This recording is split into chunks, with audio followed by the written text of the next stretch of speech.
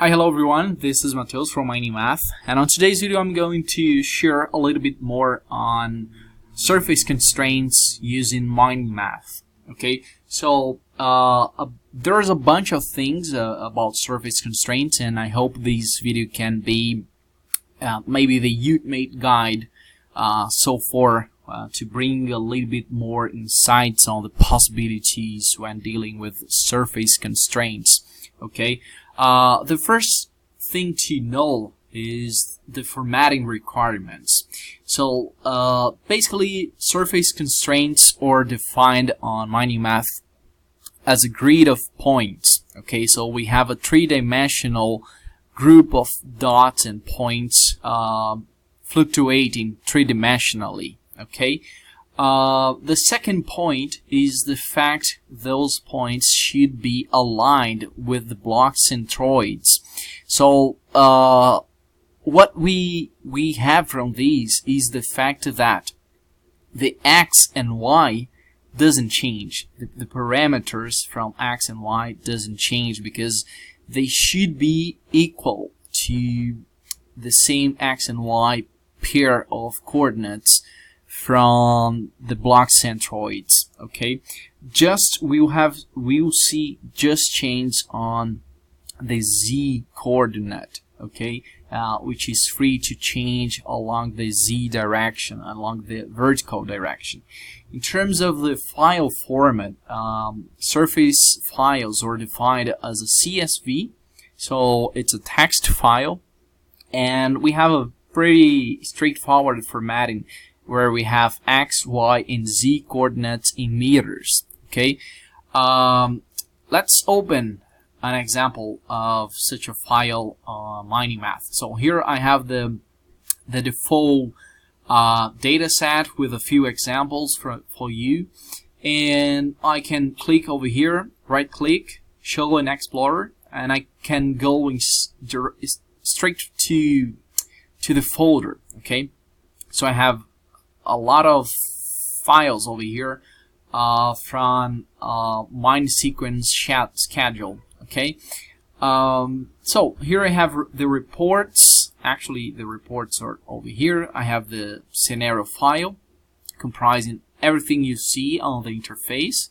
Okay, I have the mined blocks, which tells me which blocks have been mined, which was the destination for each one, which was the original parameters, etc.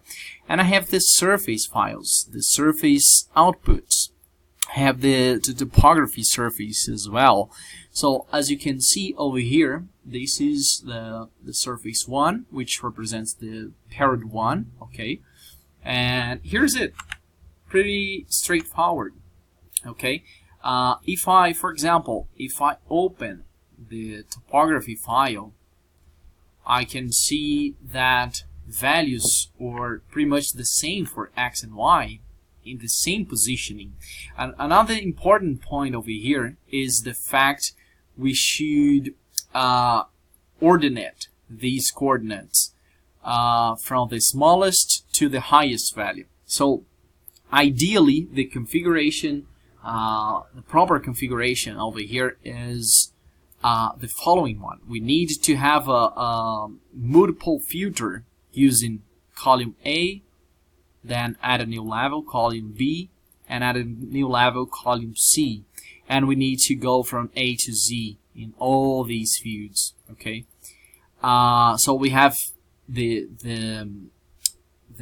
complex, or maybe I don't know if these functionality from Excel has a proper name, but in general lines it's multi-sorting formatting.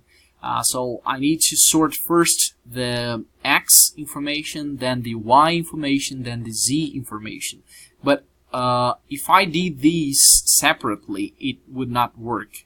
It could possibly not work, because it could sort the other columns over here. If I start sorting just the X, then possibly the other information might be lost. Okay, So this is the proper way of formatting your surfaces, just in case to have registered for you to become aware. This is important for MiningMath to recognize properly the surfaces. Okay. On SGEMS, let's see. This is the panel from SGEMS where you see MiningMath outputs, and I can, for example, load these surface over here. I can just bring it over here, or I can go to Objects, Load Object, and find manually the output folder and load each folder as well. So here, what I want to see is straightforward. I just bring it to black area of SGEM's panel. Then I select the object type. I select point set, and I click Next. Okay, and I define a name for the surface. Let's say surface 1, okay, as the original name. I have X, Y, and Z. I don't need to change anything, and finish. Okay, so as you can see here, nothing has happened except for this file over here. I just clicked, and I clicked then on the Earth button to refresh it. So visually speaking, these are the output surfaces from MiningMath. Okay, and this is what you can take advantage to use as force mining or restricted mining constraints, or even to conduct, or even to base your open pit mine design. Okay. Okay, so understanding these basic formatting, this is how your surface constraints should look like. Okay, let's move forward then. Okay, so here I would add the third point, or the fourth point actually, which is we need to sort it out. First considering X, then Y and Z. Function of X, Y, and Z from A to Z. Okay, so an ascending order. Okay, so let's move forward. Let's understand the hierarchy of constraints. The hierarchy of constraints could be found on MiningMath knowledge base, trending topics, algorithm framework. Okay, this is of course this is a simplification of MiningMath's algorithm framework, which will show you how the software functions behind the interface. Of course, limiting what is public available. There's part that are intellectual property and will not be disclosed over here. But this is a very special article or paper actually, in which you can better understand how MiningMath algorithms and mathematical model works from within. Okay, so the main idea over here, or the point I want to share, is the fact we have a hierarchy of constraints. Okay, I'm not sure if this hierarchy is still valid the way it is showing over here, because the algorithm has changed during the last months, etc. We have been consistently improving our math model according to feedback from the industry. So I'm not sure if this hierarchy is the current hierarchy is looking like this one from the past. Okay. Another point about this hierarchy is that this hierarchy is not clear cut. It's not so well defined because, as you know, MiningMath performs a global optimization, and this means everything is handled simultaneously. Okay, so this is a very important point, but this gives you an idea of which constraints are relaxed first. Okay, for example, at that time, the vertical rate of advance was one of the first constraints to be relaxed within the algorithm framework. And if you want to understand more of those relaxations, you should look at these chart or these workflow over here. Okay, But getting back to the hierarchy of constraints, we should understand that, for example, slope angles are one of the most important, or actually the most important constraints to not be relaxed. So our methodology using a surface constrained shadowing approach, it allows us to eliminate geotechnical errors from the blocks precedences method. Okay. So slope angles, because of this approach and because of the safety issues related to it, or the safety levels related to it, means that slope angles will not be relaxed. Okay, I believe surface constraints at this point are over here in the second place, because they are the constraints that allow the mine engineer, the mine planner, to impose its knowledge to the algorithm.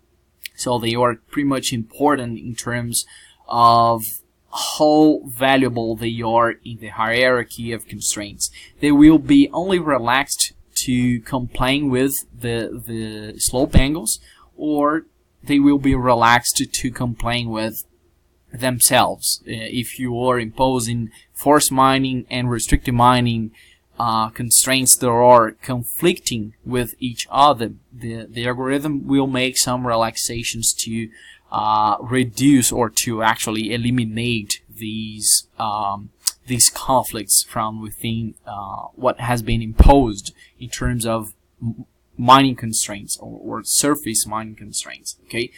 Okay, so understanding these importance that surface constraints are above a lot of things inside the algorithm. The third point are the period ranges. Okay, the basic idea over here is the fact that each surface constraint or surface mining limits, whether it's force mining or restricted mining, it will be attached to a given period range. Okay, so here, if you want to, maybe your production capacities will not change, but you will have different surface constraints over time. So all you need to do is to simply add multiple ranges over here and impose the surface constraint to the proper paired range. Okay. One thing that is most important to observe is the fact that actually you don't need to take care about the whole paired range. For example, let's say I want to force a given surface up to paired 2, but I have this segmentation over here. Actually, it's sufficient for me to impose the surface phi over here, because if I'm forcing a given region of my deposit up to period 2, I'm also forcing it in period 1. Okay, so this is a general concept. What you must need to think about when, in terms of paired range versus surface constraints, is the fact that we are taking into account especially the final year or the ending year of that period. Because, for example, let's suppose I have a let me just move forward a little bit and then get back. So the meaning of surface of force mining constraints. Okay, I have my topography region or surface in yellow. I have my surface constraint in blue, which is, in this case, it's the force mining. So it means actually the minimum depth I should achieve. So starting from the topography, I will achieve at least this depth in all these points over here. Okay, so I will achieve at least these depth represented in red. Okay, so force mining for any means is understood as the minimum depth the algorithm should achieve in a specified paired range. Okay, the same paired range over here. Okay. Okay, so moving to the restricted mining, we have a different understanding over here. We have the same topography. Let's say we have the same surface constraint, or it could be anything. but it means that, for example, I cannot surpass this limit. Okay, so the restricted mining surface, which is represented in blue, is the maximum depth I should achieve. So I cannot surpass this depth for any reasons. Okay, getting back to forced mining, for example, we have this sort of possible situation. Let's say I have a moot mine deposit. Okay, so sorry for my drawings over here. Let's say I have a moot mine deposit. We have a small pit, big pit. Okay, and let's assume that I want to test. What if I deplete, or maybe I'm seeing already a tendency or trend of these material being mined in the first years, and I want to force it more, so I could deplete all these small pits prior to moving to the big one. Okay, that could be a possibility. So in this regard, what could be done would be the following. Okay, I could take my pit over here, and I could establish a surface constraint or a forced mining in which I would force this region over here. Okay, I could force something like this. Okay, so I could force this pit to be mined within, for example, period 1 to 5. Let's say that in the previous case, in the base case, it was taking maybe 4 years to mine 80% of it, and then the rest was mined in 10 years. So what I can do to force is to create a surface constraint based on this pit and force it to from 1 to 5, for example. Okay, so this is the idea of forcing mining. I could use this strategy to backfill this pit with waste material. I could use this strategy, for example, to allocate an in-pit crusher inside my pit. And there are also more and more possibilities on these. Okay, so having these understand, I could use then the surface up to period 5, let's say. Okay, I want to force that surface up to period 5. Okay, but if I'm forcing it from 2 to 5, I'm also necessarily I'm also forcing the same surface from 1 to 1, because if I'm forcing up to period 5, I'm forcing it in all the previous periods. Okay, so you don't need to replicate the same surface over here, surface, and also let's say here. Okay, you don't need to put the surface in all these fields. You just need the surface in here. Okay, so this is maybe something that will facilitate for you. Another point about this is the fact that for each period range, we have the possibility of using just one file. Okay, this means that, for example, what if I need to force not only this area over here, but also this area over here? Okay, in this case, I should format the same grid of points. I mean, like this one, to force this region and this region over here. Okay, so that would be the way I would just project points along the z direction to go up or go down, or go down or go up. And I would project those regions, this one and this one, so they could be applied during the same, for example, the same paired range. Maybe I have a different situation. Maybe I have this pit over here would be forced from 1 to 5, and this one would be forced from just paired 1. So in this case, I would have this flexibility of setting up surface 1 over here, surface 1, and here I would have surface 2. Okay, so in this case, what I would be doing would be, for example, having these applied to a surface based on these, applied to period 1 to 1, and these other surface would be applied to 2 to 5. Okay, I would be also probably forcing, maybe, I believe it's not needed, but I could also force these region from 2 to 5 just in case. In any case, these would be the formatting for this last example. Another point, so the ultimate information you need here is that when you force a surface for a given period range, you are necessarily forcing it to all the previous periods, even if you have previous periods that are not in this range. So all you need to take into account is the final period. Okay, so if I'm forcing these from 2 to 5, I'm necessarily forcing it from 1 to 1 as well. The same for restricted mining. For example, for restricted mining, I could have the following situation. I could have my pit.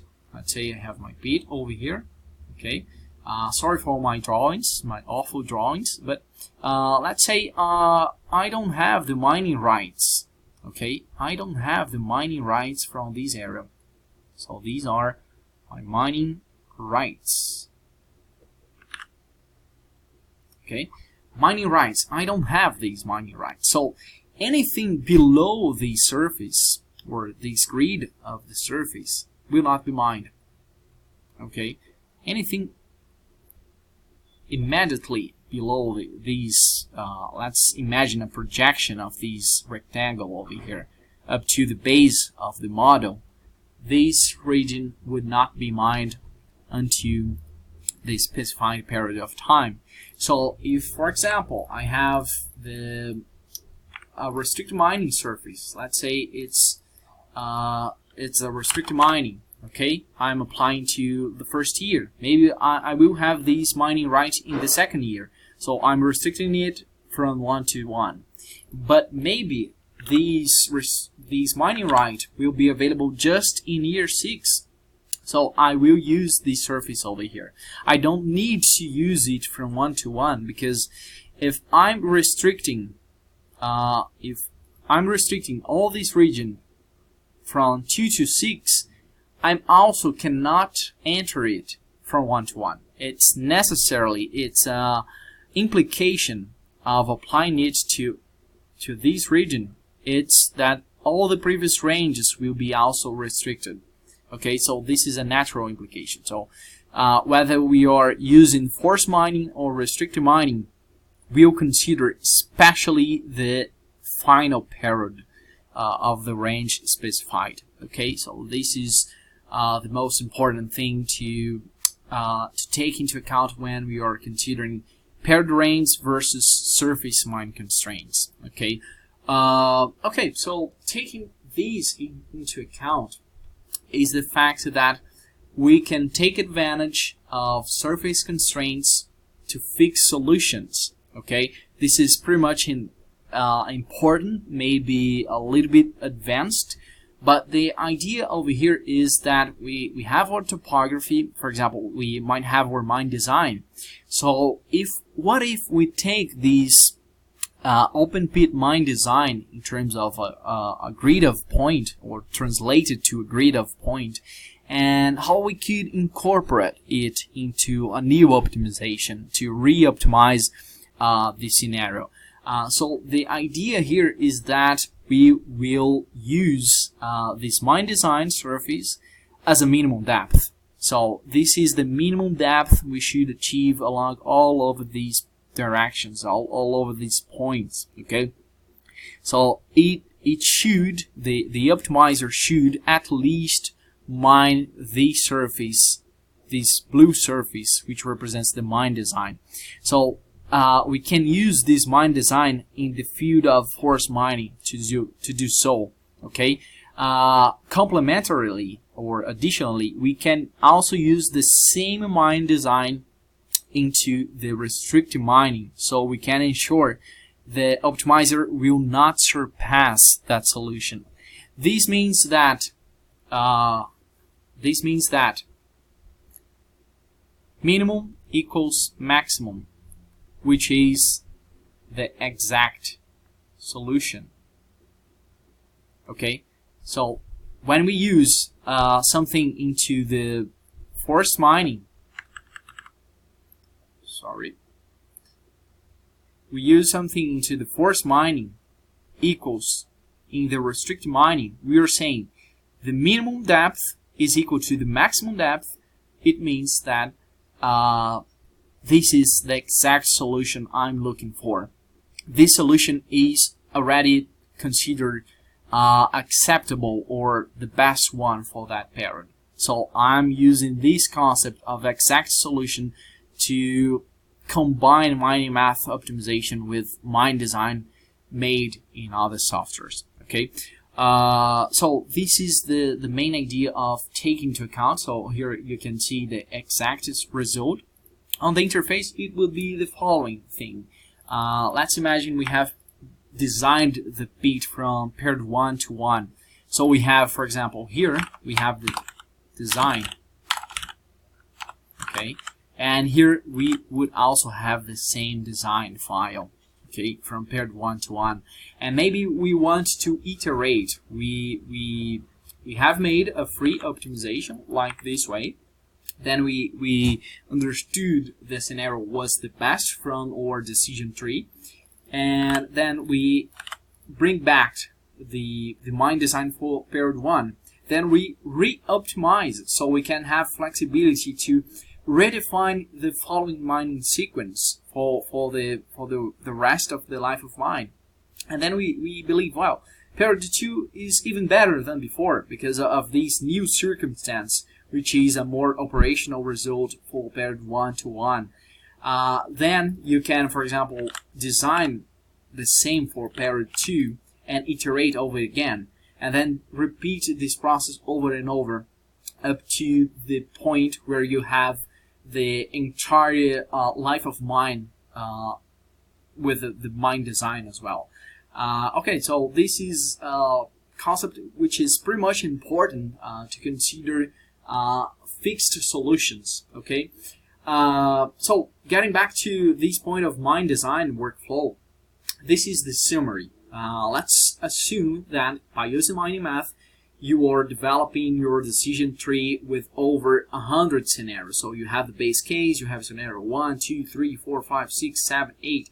You have hundreds of scenarios, and you selected the one which makes sense, which makes the most sense not only for the board but also for the stakeholders. So this is the best scenario you'll have to move the project forward. Okay, and all these you can do, all these evaluation, these robust trade-off analysis without spending too much time on that manual work, which is the mine design. So you run these more mathematical results, let's say, with a given aspect of operationality, of geometric constraints. Minimum bottom width is mining width is vertical rate of advance, and then you have a more a solution that is mathematical but is also more coherent with reality. Okay, and without spending so much time on designing ramps and axes, etc. And so you select the best scenario, the best group of project assumptions you want to move with. So that's the idea, where MiningMath can help you to exceed and to create value. And by doing so, our users and the companies exploring the technology are being able to achieve up to 68% increase in net present value. So I know that this is huge, but on average, gains are ranging from 10 to 20%. These considering, again, billion-dollar project, so we are talking about hundreds of $1 million of opportunities hidden, and that could be uncovered when we have these more robust decision tree. Okay, so that's the first point. By having your multiple scenarios to evaluate what is the best one. Okay, I have selected my best one. Then I can start, only then I can start iterate and to to do the mine design work, which is still necessary to make the scenario even more close to what operations need. Okay, so the idea over here is that I will take this best scenario and I will have my topography here highlighted in yellow. I will have the mine sequence highlighted over here or illustrated here in the black line. So imagine these are the surfaces from MiningMath, and I will take just the first one. So let's say I'm taking the first surface, which is in a grid of points format. It's more not fully operational because it doesn't consider ramps, axes, etc. But I will design the surface in another software, or I will use the surface as a basis to my open pit mine design. So the next step is to design this pit for period 1, and then I will have something like this in red. Okay, and then I will re-optimize my mine schedule with this surface over here being fixed, being considered a fixed solution, as I explained before. So this surface in red over here, it will be used in both fields, forced mining and restricted mining, and this will be applied from 1 to 1. Okay, so that's the idea I was talking about. This surface design will be applied over here. Okay, from 1 to 1, design 1, design 1. Okay, and by doing so, I will re-optimize the scenario as it is right now. And by doing so, I'm giving more flexibility for the mine sequence to change from period 2 up to the end of the life of mine. Okay, so that's the idea. I will re-optimize the mine sequence. The mine sequence can change. It can have some deviations, things that were evolving this direction and that could change in the opposite direction, etc. Because I fixed this solution, and this solution is also slightly different from this one. Maybe to make this more operational, I might need to mine more waste, etc. And this flexibility for the remaining years will be quite important to try to recover as much value as possible for the forthcoming years. Because here, when we make the solution for period 1 more operational, having axes, ramps, etc., we are making it more operational, and by doing so, we are getting close to reality. And by doing so, we will have a lower NPV, but this NPV is more realistic.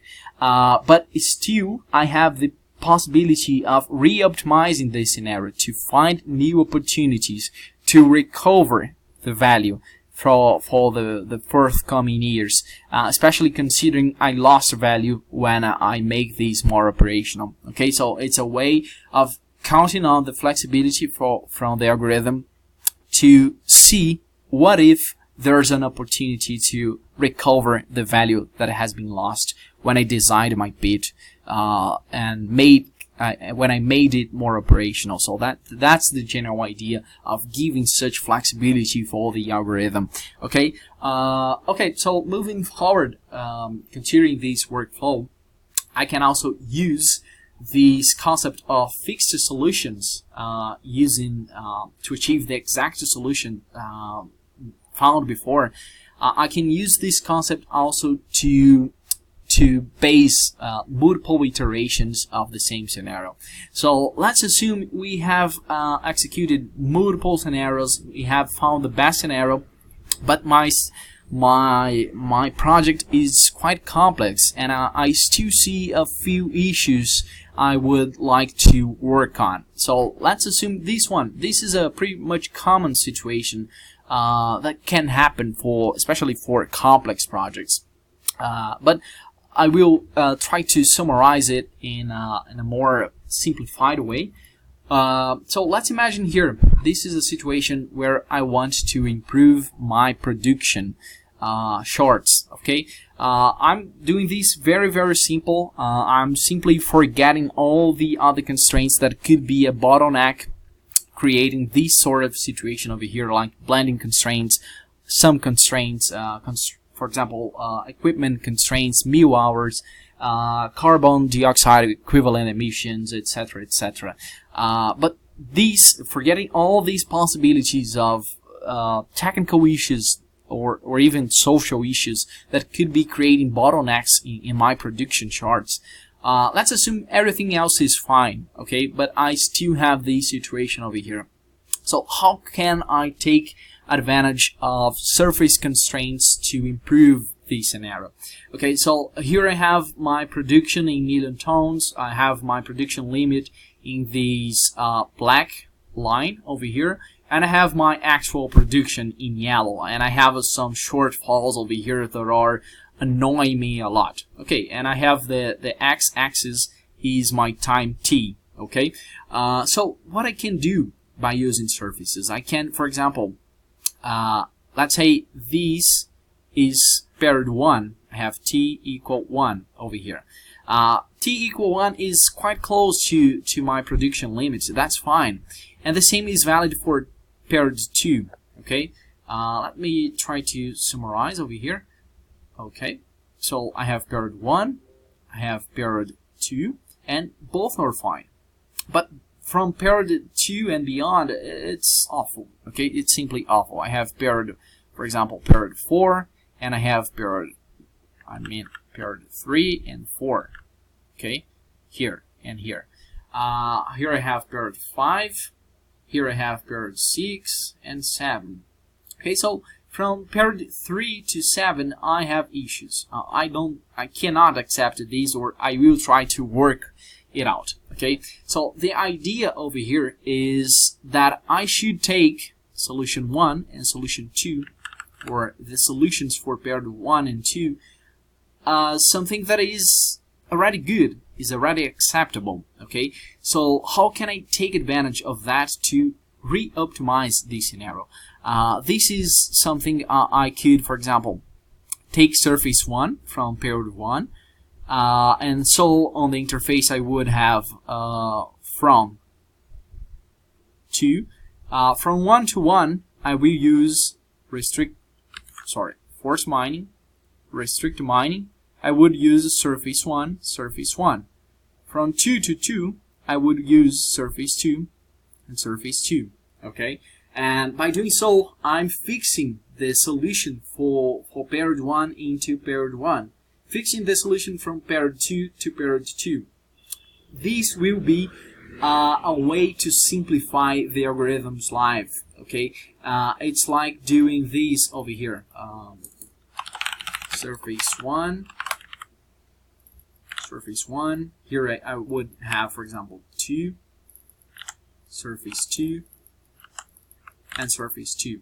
Okay, here you can see this red warning because this is not a surface file. Okay, and this is obviously also not formatted as a surface file as well. So this is how or why you see these red warning. Okay, but the idea over here is that I'm fixing the solution for period 1 by doing so. I'm fixing solution for period 2 to do by doing so, and from period 3 up to the end of the life of mine, I have a free situation. I don't have constraints. Okay, and by doing this, I'm saying to the algorithm, the solution for period 1 and 2 is already defined. Work on the rest. Okay, that's the general idea. So it's possible that, for example, the next scenario will be something like this. I wish I could try to replicate this chart over here. Let's try. Okay, so I will delete these. Okay. Okay, so let's imagine here is my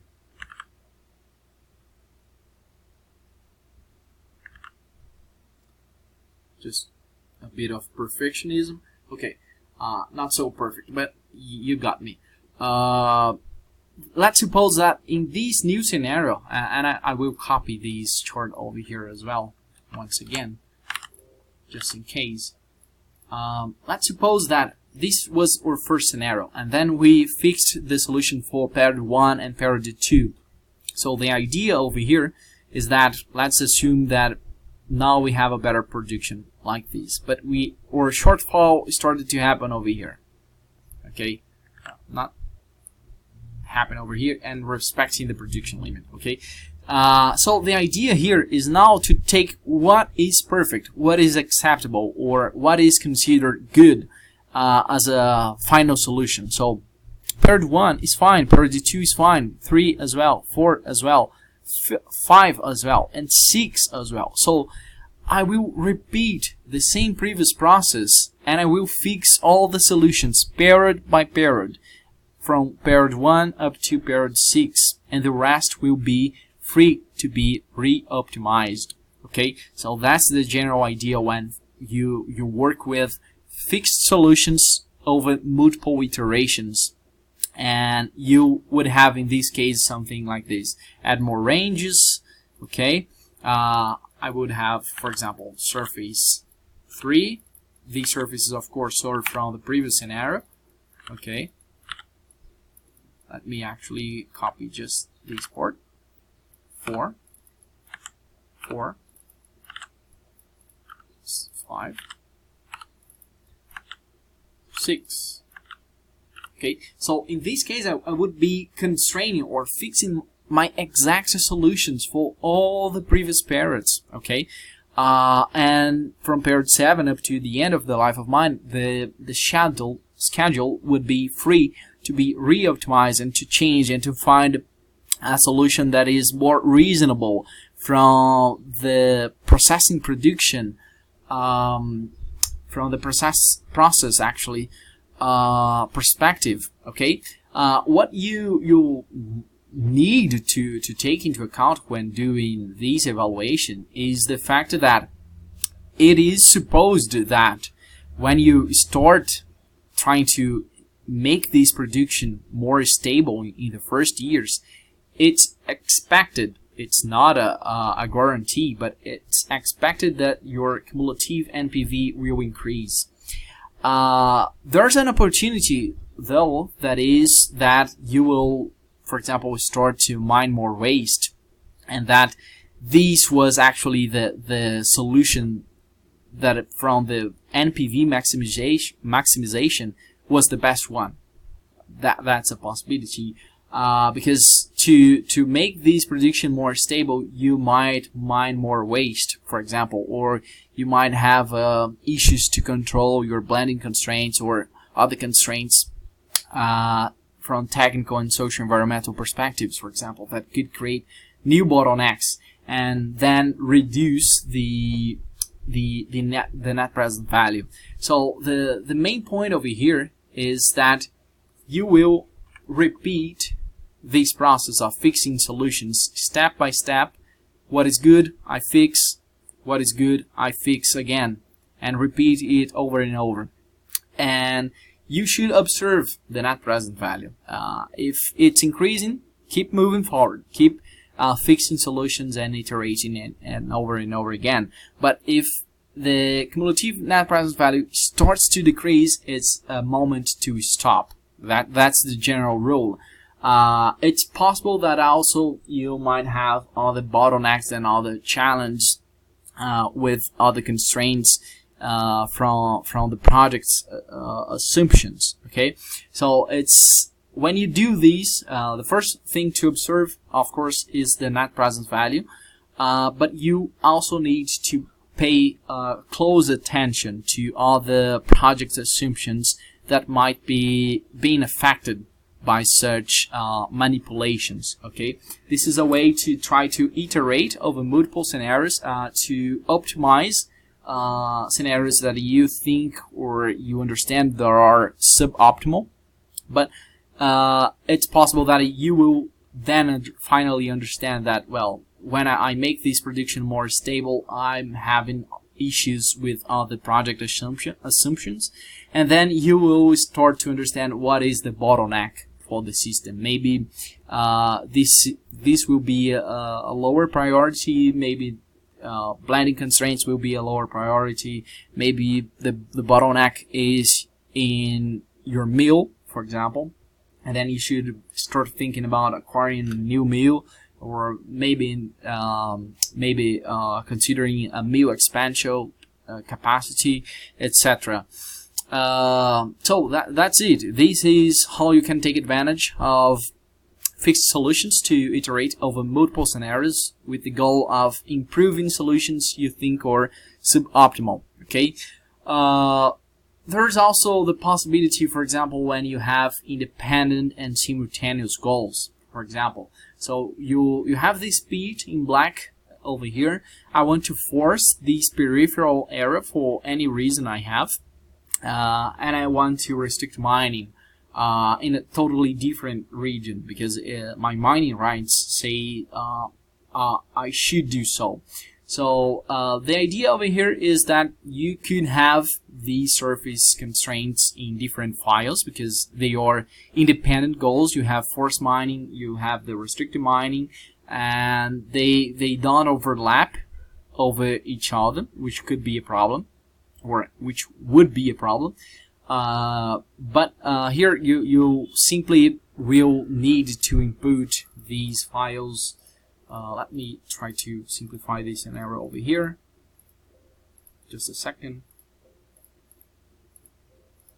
Okay, so in that previous case, it's quite simple. You can have forced mining and restricted mining applied to same paired range. It could be applied to different paired ranges, etc. Quite straightforward. So it doesn't require so much explanation about this. When you have dependent, for example, and concomitant goals, like I want to force this region, but I also want to restrict this region over here, then it starts to bring the need of new considerations, okay? Things that you should be more attentive, especially when building your surface constraints, and also when validating them, okay? In any case, one additional point, I will explain these more in another video with more examples like this. I just need to prepare them. But the idea over here is that you can take advantage, for example, some tips and tricks. Okay, the first tip I have for you is always to use your topography surface as a start point.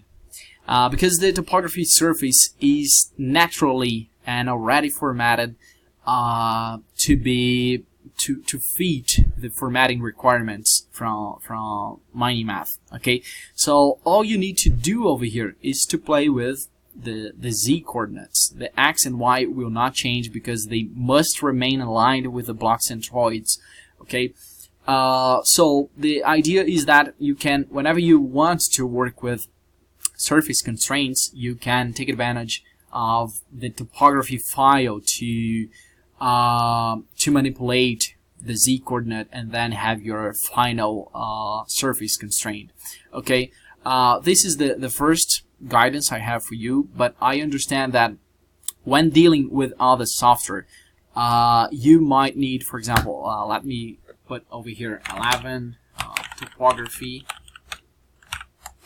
tips and tricks topography. Okay, so this is something that is valuable for you. Another thing is the fact that, well, maybe you will be for example, manipulating such surfaces on a mine design platform, okay, with CAD tools and where you can draw polylines, polygons, etc. to say, well, this area I want to restrict, this area I want to force, etc. On Excel, you will be able to play with more rectangular shapes. For example, one way to do so is to select X and Y, for example. I will press F11 to create a chart. I will change the chart type to scatter and select the, sorry, I didn't select all the points. I need to select these columns over here. Okay, now I changed the chart type, select scatter, and then I selected the second option. Okay, so I have a top view from my deposit and from my surface, and all these points are aligned with the block centroids as well. So the idea over here is that I can now play with filters and say, well, I want to constrain something from 0 to 200, for example, in the x-axis. So what I need to do is to create a filter. For example, I will select less than 200, and as you can see, I have something like this. The chart is weird over here because it's not fully showing all the parameters. That's 1815. Let's increase these 1815. Okay, so this was the section I made.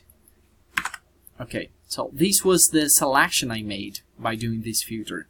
Let's say I want to work with these. I want this region to be constrained, to become a restricted mining. I don't have the mining rights from this region. So what I need to do, well, here I'm selecting just this area. I will make the opposite. I will select the other area, greater than 200 or equal to 200. And then I'm selecting the other area over here, right?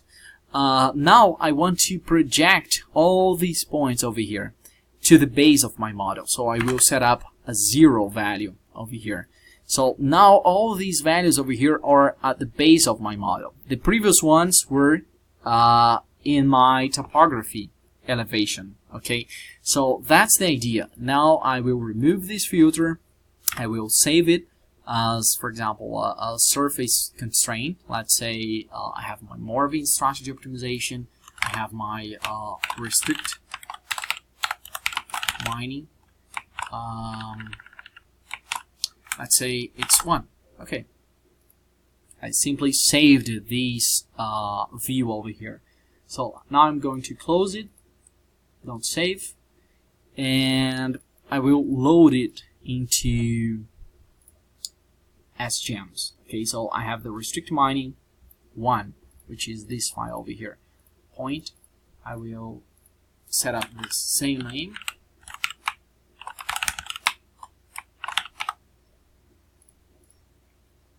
Now I will hide this surface. I will use this one. So now I have the surface I wanted, like that. So here I have my mining rights. They are at the topography of my model. Below that region, looking from a side view, I will not be able to mine anything over here. Will not be able. Okay, and here I will be able to mine as much as needed to maximize value. Okay, so this is a way you can build surface constraints using Excel, Microsoft Excel, especially considering these rectangular shapes over here. However, my suggestion is always to start with the topography file. However, you might need, for example, to define polygons. Maybe polygons. So this is when you're dealing with real projects, so you might face situations that are pretty much weird. Let's say this is our block model from a top view, right? Okay. So this is our block model, but maybe my mining rights or something like that. I have these mining rights. My block model is just over here. This is possibly something not valuable material, okay, not economic material over here. And I also will have these, for example, these mining rights over here. Or it could, here it's still rectangular, but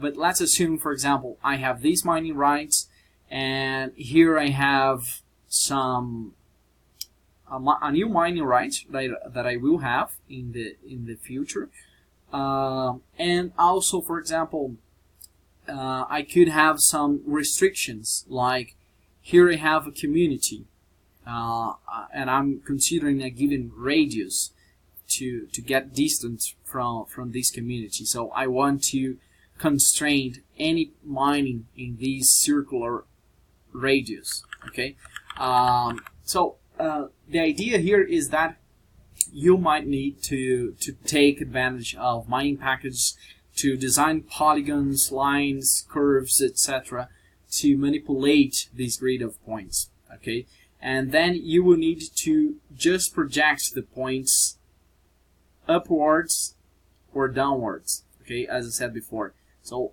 you only need to play with the z coordinate. Okay, the z can go upwards and downwards, but looking from the top, they should remain aligned with the block centroids. Okay, so x and y might not be changed. However, when you are dealing with such circumstances of projecting points upwards or downwards on mining packages, it's possible that let's assume you have the surface file over here, for example.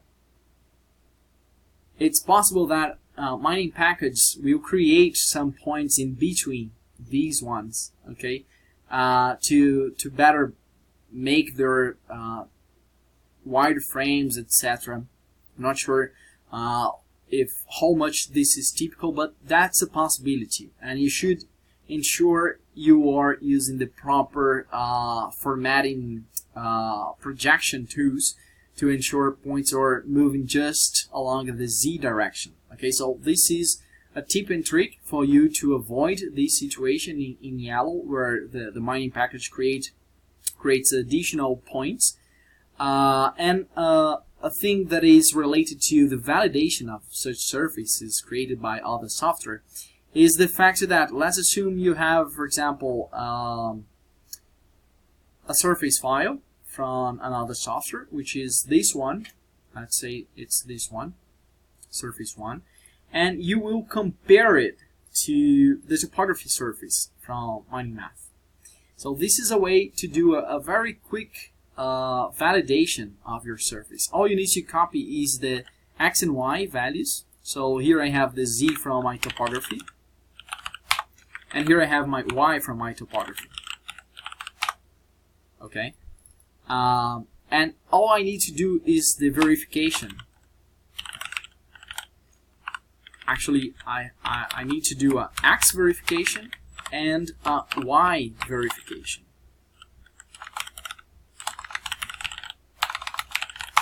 Okay, so all I need to do is to make a quite simple function over here, where x topography is x from equals to x from my surface. Okay, and I do the same for the y and replicate for the rest.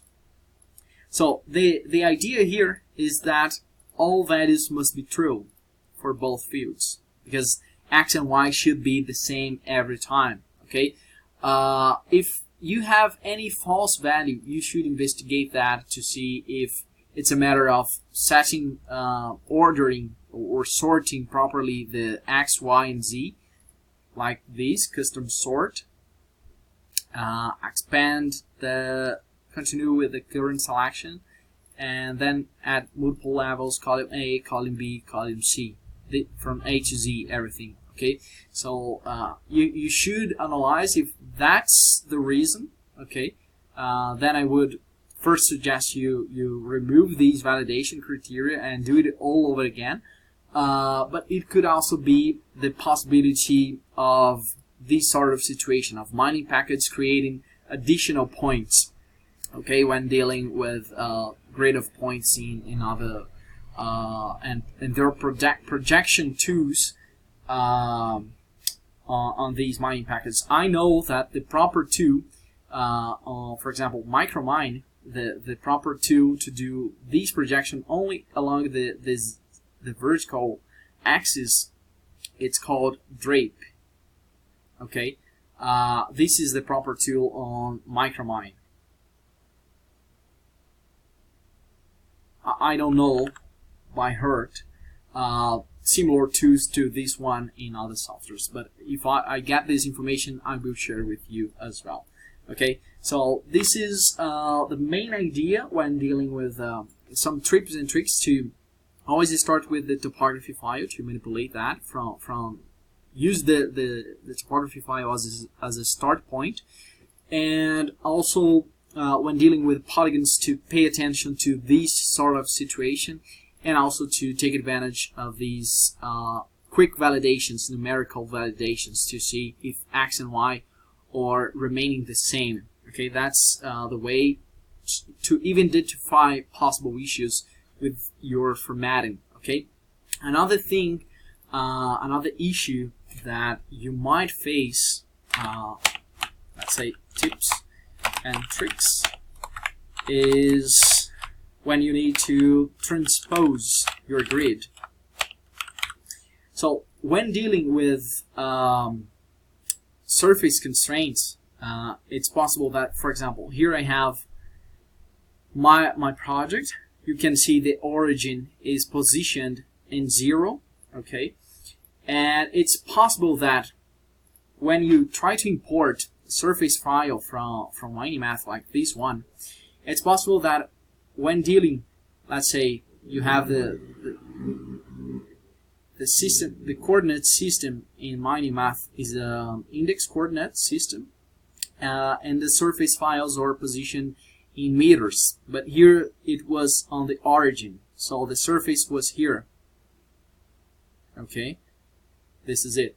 So the surface was here in terms of 0 to something in meters. Okay, but when you import this surface file into, this is MiningMath, okay, and here you have a mining package where you want to manipulate these and to create polygons to select just a few points and project down or downwards or upwards, right? But then when you import these into the mining package, which could be, for example, using the UTM system, for example, the system of coordinates, it's possible that, for example, the block model will be here, right? We have the first block over here.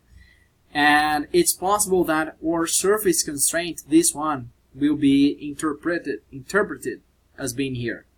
So what you must do in this case is to take this first point, or along with all the rest, and move or transpose these surface points up to here. Okay, so automatically it will be aligned over here. And then when you want to import it back to MiningMath, you would need to do the opposite movement. Okay, you should go back to the origin of your coordinate system. So this is a very interesting trick when dealing with this integration of MiningMath and the mining package from the market. Especially useful for the subject of surface constraints. Another thing I wanted to share, let me see a little bit over here.